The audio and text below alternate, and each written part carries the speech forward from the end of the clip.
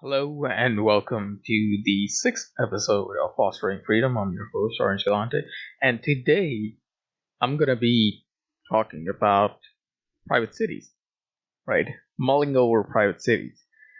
And the basically I had a discussion, a very small discussion, but discussion nonetheless, about the business model of a private city, and people seem to be confused about what the most efficient business model is going to be and all that sort of thing. So I decided why not make a podcast about the entire concept and let's explore just logically, what should be the correct business model for these private cities. Now there are a bunch of responses and people speculating as to what things are going to be like, and I think they're lackluster for a few reasons, and I'll explain why exactly. Because these models, it's not like you know people haven't thought about these models before.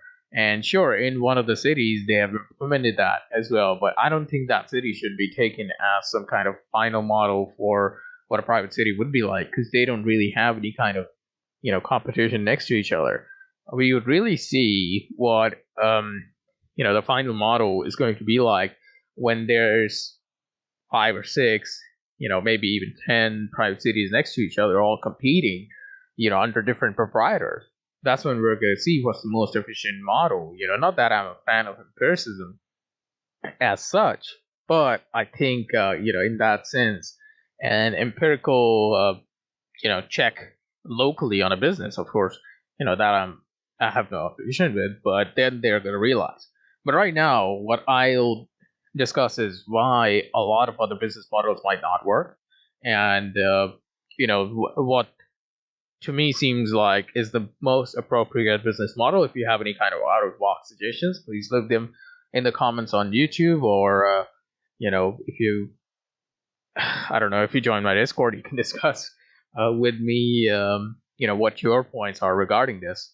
But let's begin with exploring what a private city even is, right? So a private city is a city where everything is a voluntary contract, right? So pretty much, it's like any kind of business or service or any of those things, right? It's just like if you go to a resort, right, or however they're pronounced. I think it's resort, right? So you go there, you have a contract with them, of course. I mean, you can't really trash the resort or whatever. You have, limited contract as to what you can use and what you cannot use, right? But think of this as a resort, but with extended services and everything just as usual, right? So you pay a certain amount. The private city has entire discretion to accept or reject your application, first of all, for that city. So you won't have different private proprietors can have different kinds of cities. So I can, for example, if I wanted to have an entire city of just one religion, or even a subsect of that. So kind of on the same vein, you have Mormons in Mexico that they have made their own kind of little gated communities there, and it's not just gated; it's actually like surrounded by guns and everything that they have got there.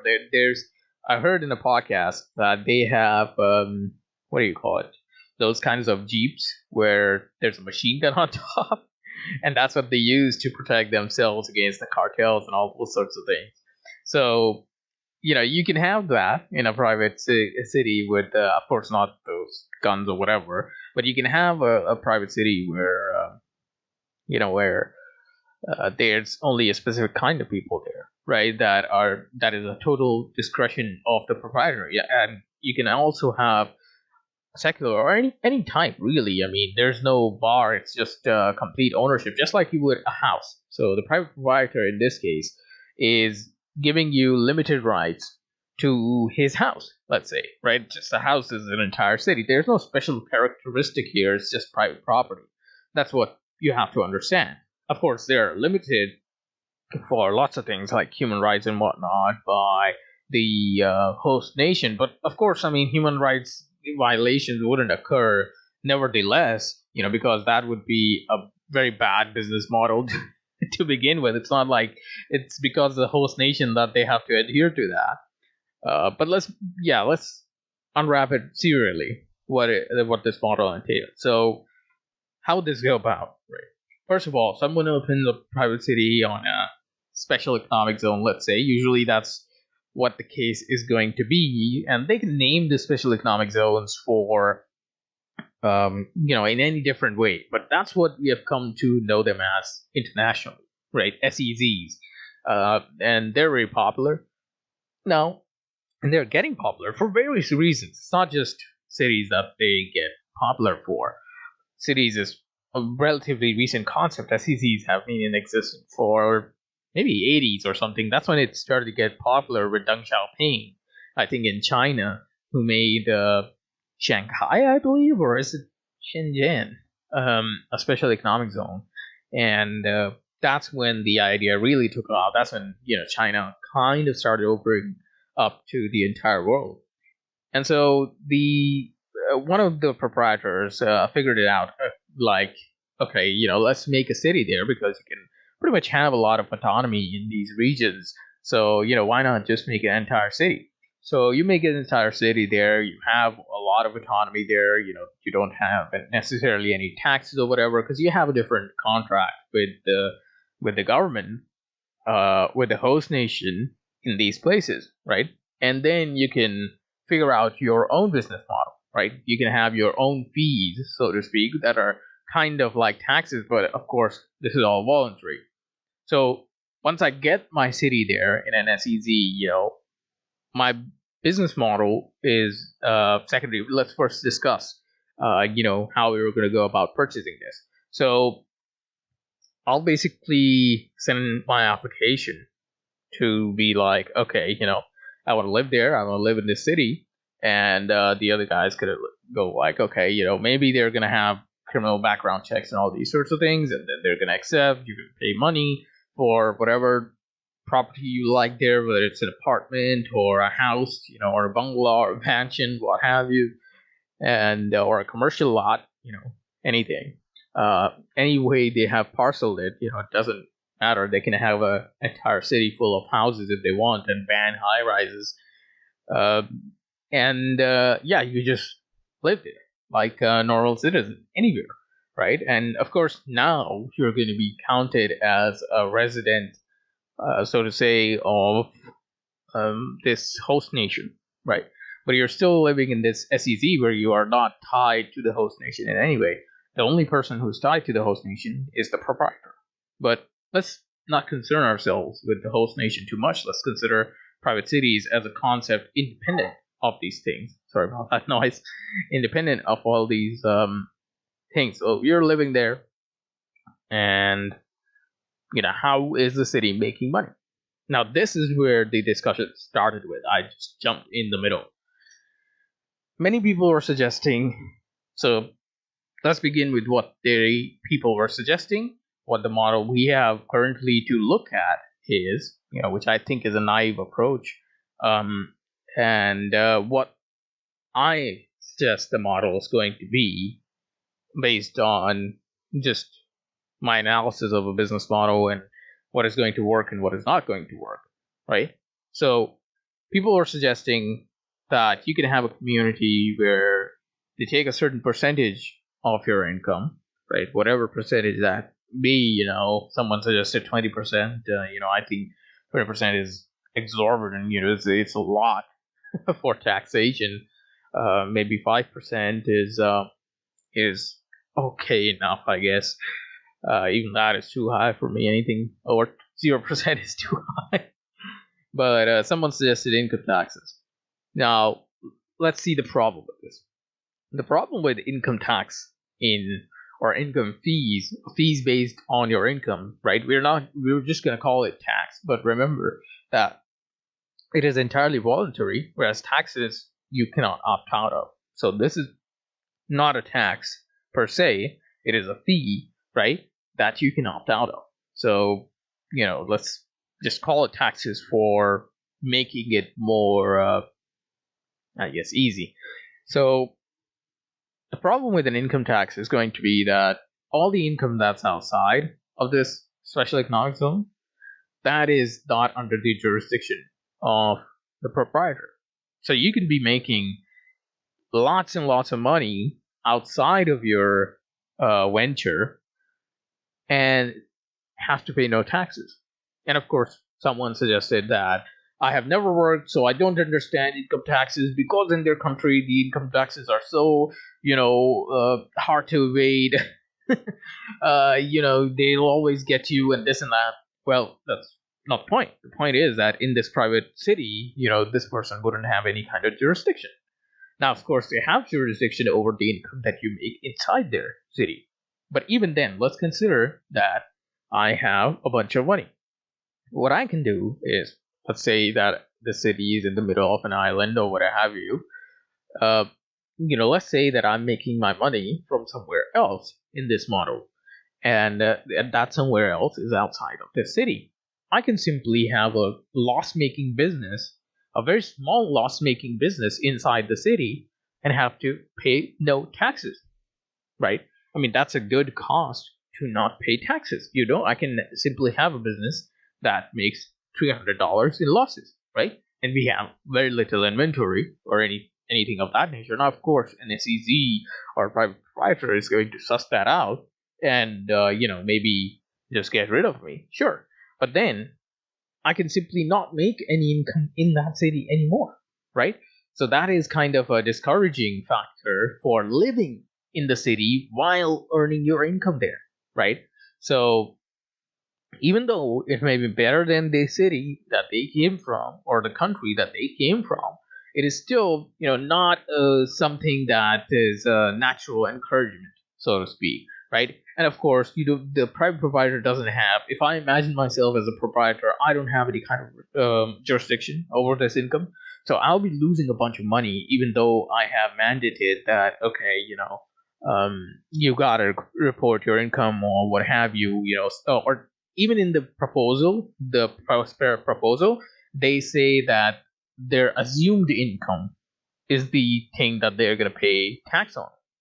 Now, what is this assumed income? They haven't outlined it in any way, shape, or form. It is vague, and vagueness is what we are trying to avoid, right? You can have a city that may say, we assume your income is a lot higher than you're reporting, and what are you going to do then? So it is a complicated mess with an income system to have this model. The second thing that was suggested that also is, it's a little bit weak. It may work, of course, it's going to bring in revenue, but I don't think this is the best business model for various reasons. And that model is retail taxation, so a sales tax model. Now, what is this going to do? Even if you have a low retail tax, like a 5%, of course, retail cannot be avoided in your city, right? So what this is going to do is it is going to encourage the non-retail industries over the retail industries, and it is going to discourage retail. So your city is going to be like an importing hub while becoming a financialized sort of city, which is maybe what Prospera, the people that suggested it, is going for, and that is perhaps why they have done this. I don't know what their subjective evaluation was for why they went with the retail tax, but the problem with the retail tax is then you're discouraging one industry over the other, and you're going to lead your city to, sort of a little bit of a lopsided growth in that sense that you wouldn't have as much retail as would be possible, but you would have a lot of financial industry or industry, services other nature that don't necessarily deal with retail, right? So that's a business discouragement. Now, the other one that I think this is the final model and the only model that is going to pretty much stand. But before that, I just remembered the flat fee model. Now, the problem with the flat fee model over the model of any percentage based thing is that the flat fee, you never know when it's going to be high, you never know when it's going to be low, and when it's going to be too high, people are just going to up and leave. With a fixed fee model, to another city, and your city is going to stay vacant, and you're ultimately going to have to readjust contracts, spend a lot of money in re-advertising your city and all those sorts of things, because maybe other cities have come about where, as a percentage, you are paying a lot less, right? So a flat fee model is from the beginning, something that may not work. The reason why, because the value of money is flexible, right? And of course, in a deflationary environment, which we are considering in the future, right? When markets, deflation is naturally good. It's not this kind of scary thing or bad thing as economists make it out to be. What they think is scary is what a politician thinks is scary, not an economist. For economists, or the economy in general, deflation is natural. That is the natural way a free market functions. There's always going to be deflation. And it scares politicians because if there is deflation in today's environment, there's a deleveraging, right? And deleveraging means the market crash. So that's why they're scared of it. They don't think of the economy as different than the stock market. So that's why they're morons.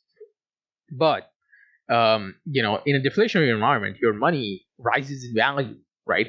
So suppose 30 years down the line in living this city, you're going to be paying a hell lot more than any of the newer cities next to you, right? And of course, it depends on land values as well, right? So for example, if the land value lowers of the city, maybe the city is incompetent, it's not providing good services enough, there's no real incentive for them in this model to improve their services constantly. The only real incentive is the hard incentive that comes when people start leaving, right? And that's what you don't necessarily want to have, is people finally having to leave, because this industry is not like choosing between what kind of bar of soap that you want to buy, right? It is an industry where a lot of people have to up and move, and all these sorts of things. And moving, of course, takes a lot of effort and whatnot. And once people are scarred about a particular city, they're not going to come back, and they're going to spread the word that, okay, this is what happened to me in the city, and I don't, necessarily advertise living there. So it's going to be a big hassle for any business that has any kind of a fixed fee model in this environment. And sure, people can say in retaliation that you can have, maybe adjusted for deflation, the amount of money keeps decreasing over time.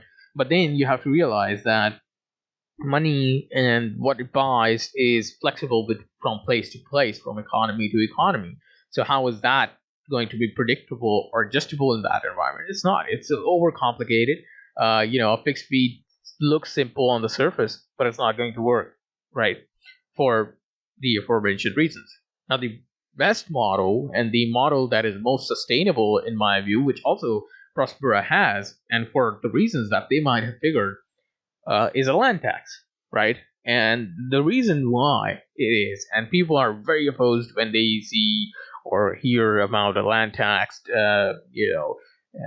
as to, you're charging me for my property. But remember, in a private city, you don't necessarily have this property as your own. The first homesteader, the first appropriator, is the proprietor of that city. You're only leasing this property from him with ownership rights, with similar rights as ownership. You don't necessarily own this property. You're not the homesteader of this property. It is, sure, they can transfer you the rights of ownership, so to speak, for a given time. And of course, your inheritance, that's why will have to sign the contract again that you did. Of course, they would have to buy it again, but they would have to agree to the conditions of the city. Whether they're like, okay, if there's no smoking allowed in the city, what if your child starts smoking, as an inheritor?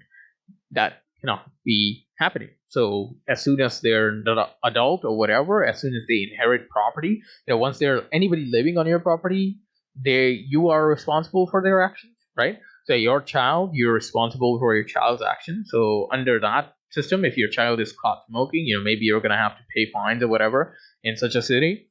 But once they grow up and they want to acquire this property, they're gonna have to agree that yes, they are not going to smoke as well. So in such a model, a percentage-based tax on land is the only tax that is the most ideal. Now, why do I say that? Let's understand the incentives for why this is the model going forward and why this is going to be the prevailing model regardless. Right now, there's going to be multiple models as we have more and more private cities emerge for different various types of things they're going to base it off of. But once we have like 10 or 20 cities next to each other, you're going to have the land based model prevailing. Now, a small percentage of your land value as fees year on year, what it ensures is that the proprietor of that city has all the incentive to increase the value of your property, increase the value of your land when you're living in there. Now, how does the proprietor ensure that these values rise? They make sure that the best services are available in that city, right? Like, imagine thinking of it as hotels, right? There's 1-star hotels and there's 5-star hotels and above. 1-star hotels are very cheap, and as a result, you don't have the best services, right? You don't have the best beds. You don't have, breakfast on your bed or what have you delivered to you. You don't have, 24/7 access to a wine or bar or what have you, or kitchen. But in a 5-star hotel, or even higher now, you have access to all those sorts of things, right? You have free laundry and all these sorts of things. So the same way, private cities are going to be tiered in the same way as well. The lower the percentage is going to be, right, of the quality of services or what have you, the lower they're going to cost in terms of the percentage of the land. But then there's a trade-off. Maybe the 5-star city, they're going to have a lot of swimming pools, club memberships, different kinds of services there, right? And the 1-star city, they're gonna charge you for everything, right? And of course, they're not gonna have that much of a good security or what have you. So the proprietor here, once they have this incentive of increasing the land value, they make sure that all these things exist in order to do it from their own subjective cost benefit analysis, right? They ensure that you have the best security in the world, or to them, in their attempt, you have the best, services around you, the best properties that they approve that can be there, and of course, you have to remember that there's going to be building codes and whatnot, all these sorts of things in a private city as well, because they're not going to want to approve houses that look hideous, for example. Right. Now, why would they do that? The reason they would do this is because they don't want the land values to go down, right? So they're not going to approve houses that look hideous or buildings that look hideous in the first place to begin with. They want the value of this land to increase, and they're going to do anything possible within them as a business to do it, right?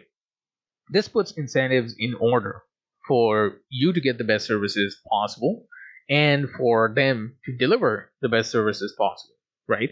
The interests are colliding. And of course, people are going to be like, okay, what if the land value rises a lot, and I don't want to pay that much? Well, then understand that the land value is rising for a reason in comparison to all the other private cities, right? What you can do in that scenario, which is what people even do today, right? What they do is when, say, now of course today it's an involuntary matter and you don't necessarily want to be like that, but what they do is in an expensive city where they might have property, they move out of that city, rent that apartment, right? Or anything like that, rent their house, rent their property, and go to a lesser expensive city or maybe in the country somewhere and live there.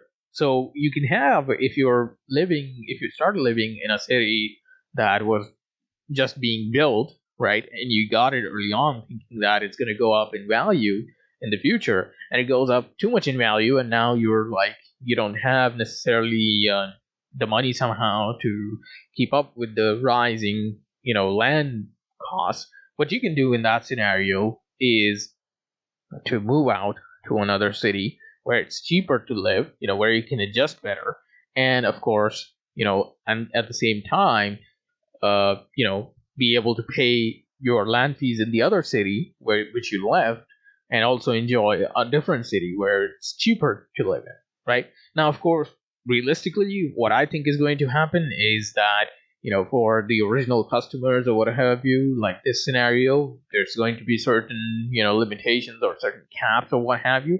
I do think that the cap model is also weak, because it discourages property values from going up, or people to want the property to go up, and all these sorts of things. So this is what people can do. Now, of course, the flip side is what people don't understand is that when the land values go down in this scenario, you're paying less, right? So the city is getting less for ruining the services or for anything that may not even be on you. So think about it this way: if there's a storm somewhere and you have the risk of living there, in a fixed fee model or in an income model or any of these retail tax models, you're still ending up paying prices on different sort of things, right? Not based on the risk or your willingness to live there. In this model, if there's an island and there was recently a thunderstorm, or not a thunderstorm, let's say a hurricane, and you had to go through that, the land values will go down, right? And who that on? That's on the proprietor. So because of that land value going down, you're now paying less, right? So that paying less, kind of, what do you call it? Alleviates sort of the pain from having to live in that city, right? So it's a compensation, so to speak, naturally built in to this sort of model, right? And this is why I think this land-based model is going to work, best in going forward. And of course, the cities themselves, the way they're going to act with regards to all of this is that they're going to waiver these land taxes or what have you for people that they really want there to live, right? So they're going to discount a lot of things, just like you have for building launches and whatnot today. Like, remember when Burj Khalifa was built and it was launching, lots of celebrities from all over the world were brought in for being there. They were, many of them I think have property there and all these sorts of things. The reason that is done is to attract a certain kind of talent, a certain kind of crowd, or certain attention to that city as well. So you may have, let's say, there's some kind of a talented, musician or violinist or pianist or, vocalist, rapper, any of these sorts of things. Doesn't matter what it is. It just matters what the proprietor thinks is valuable to them subjectively. The cities are going to be like, okay, we will say that if you live there, so long as you live here for 30 years, we're not going to charge you a single cent in taxes. And that's in the sense them giving them money, right, to live there. And of course, they're going to do a lot more, but this is one of those things that can happen. And of course, the cities between themselves are also going to compete in this regard, right? So because of this tierification or what have you, the way you want to call it, you're going to see that because of this land-based model, people have different tiers of cities, right? And they range from absolute luxury, the cities where the high rollers and the celebrities, the pianists, violinists, all those sorts of people have been attracted to, cities that are not really as, high end. Maybe they offer a more peaceful life, or something of that nature. Maybe they offer some kind of a country living or rustic feel. Maybe they haven't allowed necessarily any kind of high rises to form. As a result, there's a lot less maintenance or on things, and you end up paying a lot less. So people can choose based on whatever their preferences are, rather than having to live somewhere that is maybe a little bit too decadent for someone's taste. So if you're looking for going to a private city in the future where you don't want to necessarily bother too much with having luxury all around you or anything. You just want a peaceful life, you can choose perhaps a city that is a lot less you know decadent in that nature, or what have you. So it's entirely on you to make this decision, and this is what you're going to see when we have lots and lots of different private cities. Lots of models are going to fail, and that failure isn't is the best thing, right? Because ultimately, for this model to work, there have to be failures worldwide so that we have the better ones stand out and make history, right? So if there's 50 private cities right now in the world, or close to that sort of model, lots of them may fail, right? And because of them failing, we're going to see what model is the one that stands the test of time the best, right? And as the models that stand the test of time best keep going on, the value of that place is going to increase that much, right? So it's going to be that much of a lesser experimentation to live there, right? So, but even today, you have a lot of places where the climate is a lot stable and all these sorts of attractive things, and naturally, the prices for living there are very expensive, right? Think of south of France. I'm not even talking about Monaco, but the weather there, sorry about that, the weather there is extremely stable and extremely desirable. And it has stood the test of time, right? It is a place where there haven't been any kind of tsunamis or giant earthquakes, cyclones, hurricanes, any of that sort of thing. And naturally, it's very expensive. Similarly is places like Tuscany and whatnot in Italy, and there's lots of places like this around the world that are important for their climatic conditions, even, and business environments, and all these sorts of things. So these are the things that you're going to see in a private city develop over time as well. And what I think the model is that is going to work is a land model. Now, one thing that I haven't yet mentioned is, okay, what if a city is failing to meet their revenue or what have you with the land tax, but you know they want to raise a lot more? What can they do in that scenario? Well, for this, we can simply look at monarchs, right? What they did was essentially in a lot of cities, even here in India, we have remnants of these monarchs. What they did was they started their own businesses. Right now, of course, in their rule under their empire, it was a granted, self-granted monopoly, right? But now, of course, after the democracy came in, a lot of their land was taken away, so many of them joined politics, but a lot of them have kept their businesses and their investments. So that's how they raise money. And that's what the private cities are going to do. The good private cities, eventually, they're going to be the ones that raise money in this way, where they have their own retail stores and services inside the city. Now, why would they want to do that? The reason is that the land tax doesn't apply to them. So, maybe all the other businesses and commercial buildings and, residential buildings have to pay a tax. But of course, they're not going to pay the tax themselves. So, in that sense, they have a natural competitive advantage when they do this, right? Naturally, they're a lot more competitive. Well, not a lot more if the land tax is very, very low, of course, which is, or even if it is high, it's not going to be exorbitant because that's what is going to make people leave, right?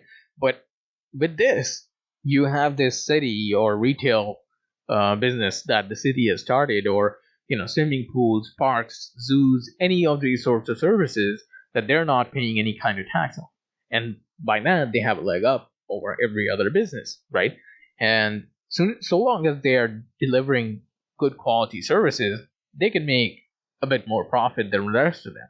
So that's one way of raising revenue, as well as it's providing direct services through businesses, direct products, retail, swimming pools, golf courses, any of these services that he can think of, cleaning services, maybe, private security, of course, is one of them. A lot of them are going to be built into the land tax, right? Of course, but things like if I wanted to start a supermarket that is off my city's own, of course, that's not going to be built into the land tax. You still have to pay for that. So those are the things primarily that are going to be, you know, how can I say this, not included in land tax. And of course, you may also have, limits as to how many golfing hours or how many hours or days of swimming that you have as part of your land tax package. So maybe if you're a power user of golf courses, let's say, you may have a limit on how many drinks that you can have for free there, or how many days that you can go golfing there before you're gonna have to pay. We see similar models with businesses today with certain built-in costs. You have a limited amount of free deliveries, let's say, for example. So that is one of the models that these cities are going to have. And of course, the more the land tax, the less limitations that you're going to have in these sorts of things. So all of this is just a business decision. And as we have more and more cities, this is where I think it is going to be headed, because this is the most efficient model that is most in line with land values and incentives that the private city should have, and the best for customers as well, right? Anything that is outside of this, that is income, that is retail tax or certain business taxes, they're a little bit weak. They're making the economy internally of that city lopsided. And of course, the problem with that lopsidedness is that other cities are going to be retaliating and taking advantage of this lopsidedness, right? So they're going to become net, exporters in times of other industries in these cities where they have taxed certain industries failing. So suppose the retail is taxed, but the finance is not taxed. Let's say the finance stops making a lot of money in the city, then of course there's going to be a shortage of retail services or retail goods.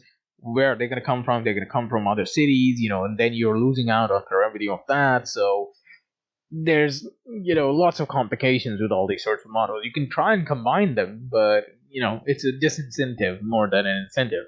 The land one is the most stable. As we see more and more competition, perhaps we're going to see land tax from 0.05% to maybe a 1.5% at the top, and that, of course, I think is most reasonable when you compare property taxes even today. Property taxes today, they're so ridiculous because of the fiat money control. You can have property taxes like skyrocket on valuation around you, and you're going to have to foot the bill. Doesn't matter if you want to sell the house or not sell the house in that region. And of course, if there's a boom, which most likely happens here, artificial boom because of this easy credit, easy money policies that the state creates, you end up footing the bill. Doesn't matter if you want to engage in this or not. Doesn't matter if you started the boom or not.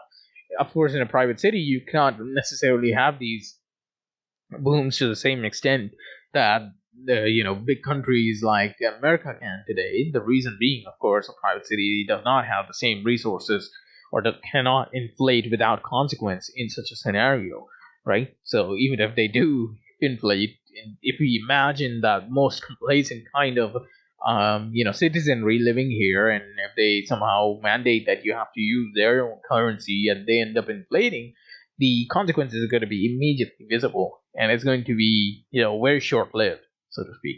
But that's all I've got to say about business model of a private city.